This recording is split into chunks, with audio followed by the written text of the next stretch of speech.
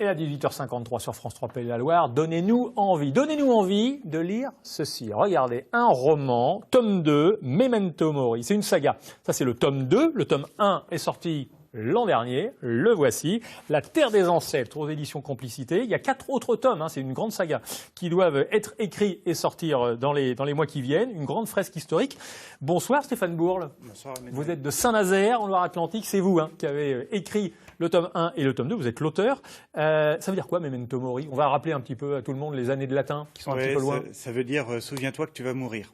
Oui, c'est pas très gai quand même, comme type de saga. C'était, en fait, c'est une philosophie. C'était une phrase que les généraux romains entendaient pendant leur triomphe pour pas qu'ils prennent la grosse tête, et qui a été reprise par le clergé pour rappeler au monde que c'est pas grave ce qu'ils vivaient dans cette vie-là, fallait se soumettre, et puis ce qui importait, c'était le paradis après. D'accord. Bon, en attendant, on doit quand même faire notre temps sur Terre, autant que ça se passe le mieux possible. Ça se passe quoi, en 800 à peu près? À partir de 885 pour le tome 1. On est à l'époque des Carolingiens. C'est ça. Et qu'est-ce qui se passe dans le tome 2, La Terre des Ancêtres? Alors, qu'est-ce que vous avez envie de nous dire? Parce qu'en même temps, si on dit tout ce qu'il y a dans le livre, il n'y a plus d'intérêt de l'acheter et de le lire. Effectivement. Alors, le tome 1 se passe surtout autour de Paris, le siège de Paris par les Vikings. Le tome 2, lui, revient un peu en Bretagne, qui est un royaume indépendant à l'époque. Et il y a toute la fin de la guerre civile, les invasions vikings aussi. Et c'est dans cet univers-là que le héros va devoir, enfin je ne dis pas tout, mais essayer de récupérer le comté que son père avait perdu. Bon, pourquoi votre héros justement est breton? Pourquoi vous avez situé l'intrigue dans cette région? C'était très intéressant justement parce que le royaume de Bretagne est indépendant.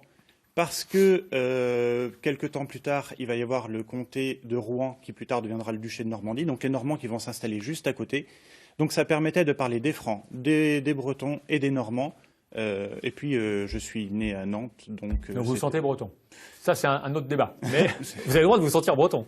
Oui et non, on va dire. Parce que mes parents ne sont pas du tout bretons. Donc j'ai grandi et vécu dans cette région, mais je n'ai pas vraiment de racines non plus en Bretagne. Bon. Alors en tout cas, vous êtes passionné par cette période de l'histoire. Qu'est-ce qui vous fascine autant? Déjà, c'est une période qui est beaucoup mise de côté, à tort, je trouve, parce qu'on n'en entend pas beaucoup parler.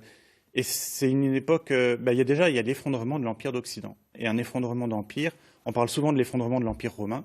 Et celui-là est vraiment très intéressant parce que les raisons, les implications et aussi comment ça va se passer, la société qui va en sortir, tout ça, c'est très très intéressant à développer en fait. Bon, l'histoire c'est en tout cas votre grande passion. Petit, votre enfance a été un petit peu difficile, on va être très, très pudique là-dessus. C'est dans les livres que vous vous réfugiez? Oui, oui, on n'avait pas tellement la télé, enfin par intermittence on va dire. Et oui, j'aimais lire.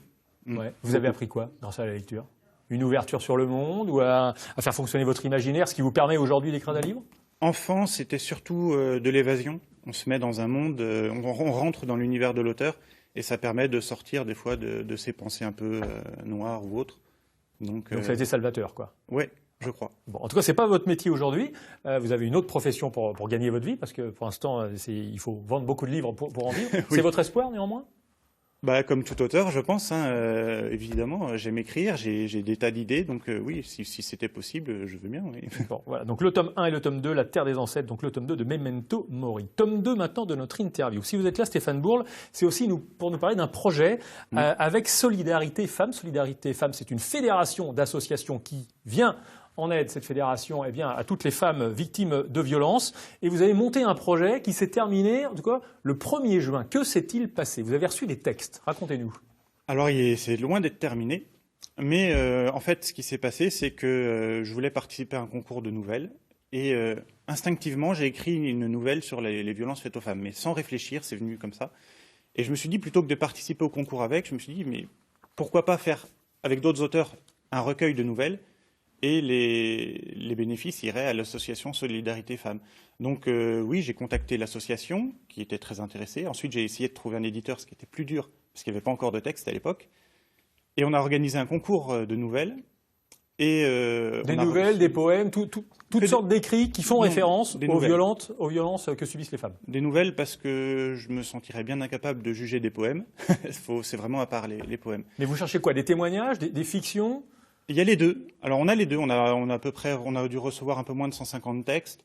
On a des témoignages. C'est vraiment flagrant. Les textes, on le sent. Il y a des fictions, il y a des fictions historiques, il y a même une fiction de science-fiction. Donc on a de tout, et l'objectif c'est de prendre les meilleurs textes, d'en faire un recueil, et justement Donc ce recueil va servir à financer, quand il sera vendu, les actions contre les violences faites aux femmes. Mais vous en attendez quoi sur ces retombées? Que des gens prennent conscience vraiment? Parce que l'actualité, malheureusement, on se télescope avec cette interview. Il y a encore une femme qui est morte hier à Colmar, dans le Grand Est. C'est la 48e victime depuis le début de l'année. On est en train de se dire, mais est-ce qu'un jour ça va s'arrêter? Donc vous voulez faire prendre conscience de quoi avec cet ouvrage?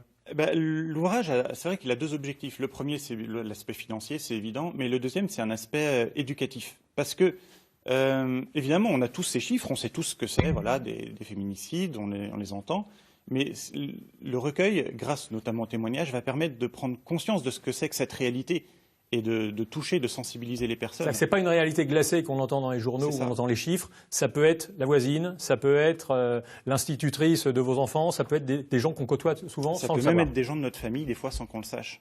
Donc vous appelez à ouvrir les yeux, à ouvrir les oreilles, à être attentif. C'est ça. Bon, alors on va montrer, voilà, Solidarité Femmes, 3919, le numéro d'appel anonyme et gratuit. Puis il y a Citadelle à Nantes. Cette structure qui a vu le jour il y a quelques mois et qui permet d'accueillir des femmes violentées avec leurs enfants, parce qu'évidemment, quand c'est pas le tout de partir de chez soi, il faut savoir où aller et être hébergé.